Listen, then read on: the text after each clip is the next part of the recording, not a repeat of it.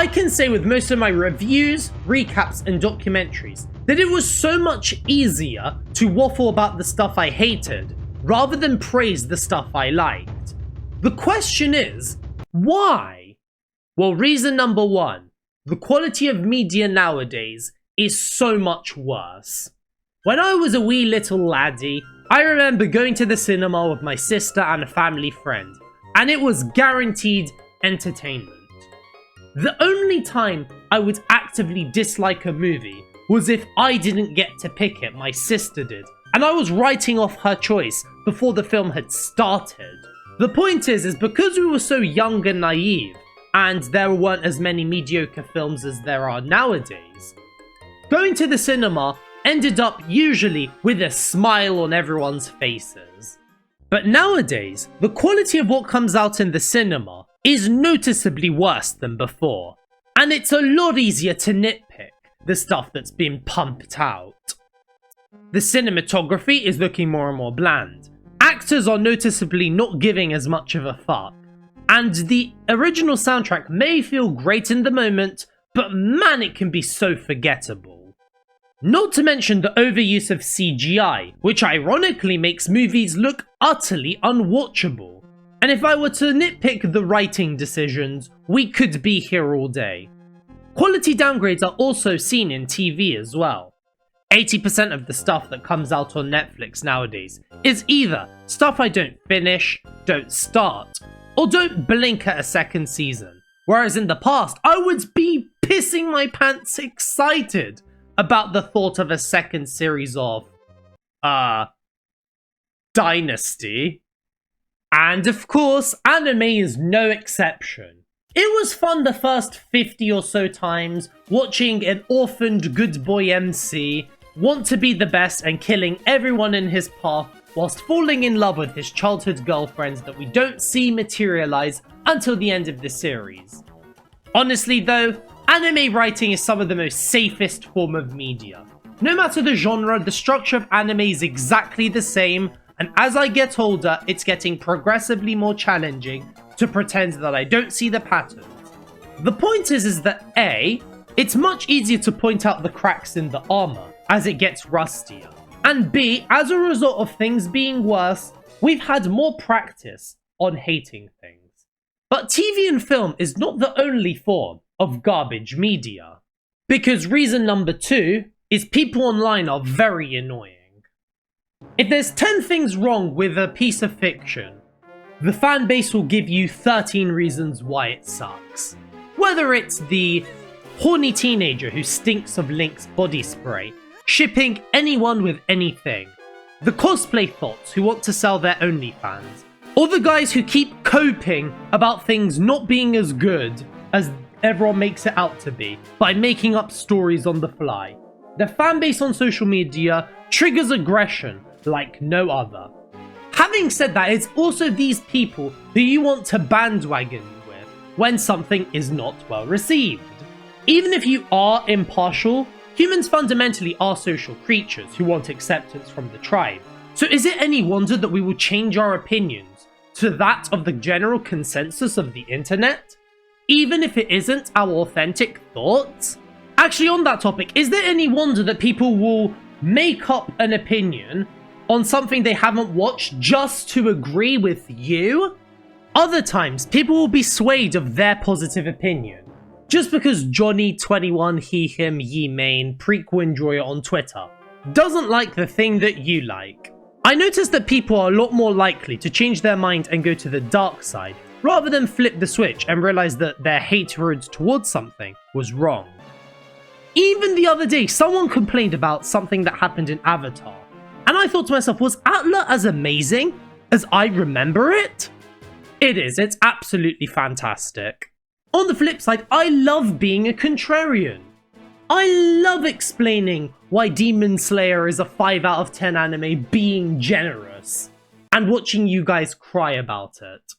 I love stating the obvious in saying that the Stain arc is the best and only good storyline in Boku no Originality. I love debating why Rayla is 100% in the wrong for what she did to Callum in The Mystery of Aravos, and there's absolutely no excuse for it. To be honest, that isn't a hot take, it's just people are coping.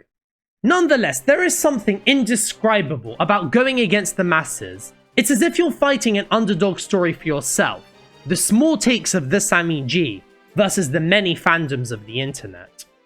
But I think these reasons are all symptoms of a more probable cause. My third reason as to why hating things nowadays is so much easier is loss aversion. Mental exercise of the day. Think back to a time where you watched an above average TV show, movie, anime, read a book, or what have you. Think back to how you felt once said media was over. Think back to how you felt in the moment. And bonus points, think back to the time where somebody else mentioned it. Even more bonus points if your media is hated, but you think it's above average. My example for this video is the first season of Tokyo Ghoul. I'm not stupid, it's not amazing, but I thoroughly enjoyed it. Whenever it's mentioned, however, it's done in a negative light, and I completely respect the opinion of those who oppose my slight praise. I still stand by the first season not being that bad, and I enjoyed it. Now, do the same thing for a TV show, movie, book, etc. that you thought was slightly below average. Think back to a time where you finished the show, you thought during the show, and think back to a time where someone else mentioned it. Bonus points if this show is extremely beloved.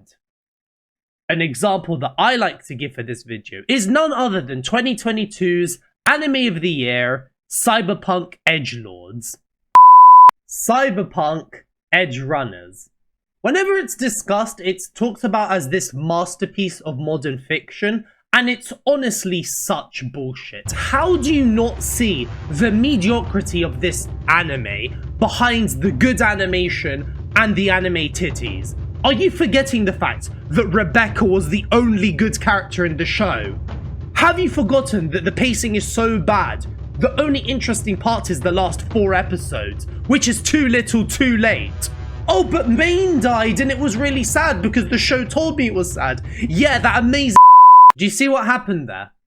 You felt completely indifferent about liking something that is hated by the world. But when it came to dishing out a little bit of negativity, then bam! You lost your mind. You were mad that you missed out on a positive experience that everyone else was having, even if that experience was ever so slight. That's loss aversion. This is also why people think that hype can ruin a piece of media. Think about it. All you've been hearing about the latest great film, Open Barb the Sound of Impossible -1, is that it's this 10 out of 10 masterpiece, don't miss it. But then you watch it in cinema and it's this boring clusterfuck. There's hot women in this action movie where they prevent the trafficking of dinosaurs, and then they spend the last hour debating some commie stuff. Like, make that make sense. If this film were not hyped, you probably wouldn't have liked it anyways. But because of the advertising and global appreciation, you feel robbed of a good time. And that jealousy leads you to amplify your hatred towards this movie that you weren't gonna enjoy in the first place. And my final reason, humans just have a negative bias towards things. Think about it. If this was 50,000 years ago, and you're with your family, secluded somewhere in the jungle, when suddenly a big man is seen wandering in the distance, are you going to be thinking to yourself, "Oh, that's a really strong guy. I bet I can bench more than him"? No. You're going to be thinking to yourself, that guy is there to wipe out me and my family, and that guy's trying to hunt the food that we've been spending days trying to eat. This mentality probably evolved into the modern day, into feeling more strongly towards the nitpicky things in our lives. and probably why we are oh so aggressive towards it.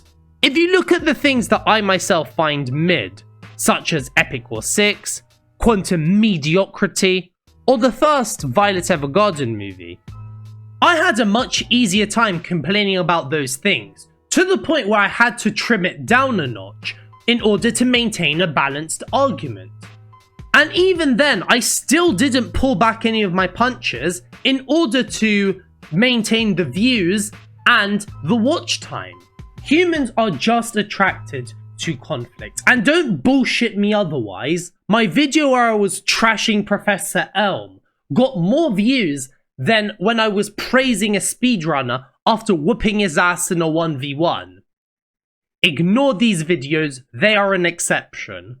For crying out loud, we're a generation of people who were raised on reality TV. And when that died down, the next source of drama was, well, the internet.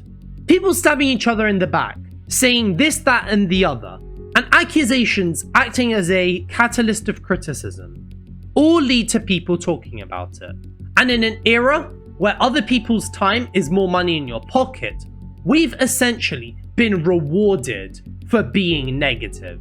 And because clout is a desired outcome, there is more incentive to go again and again and again.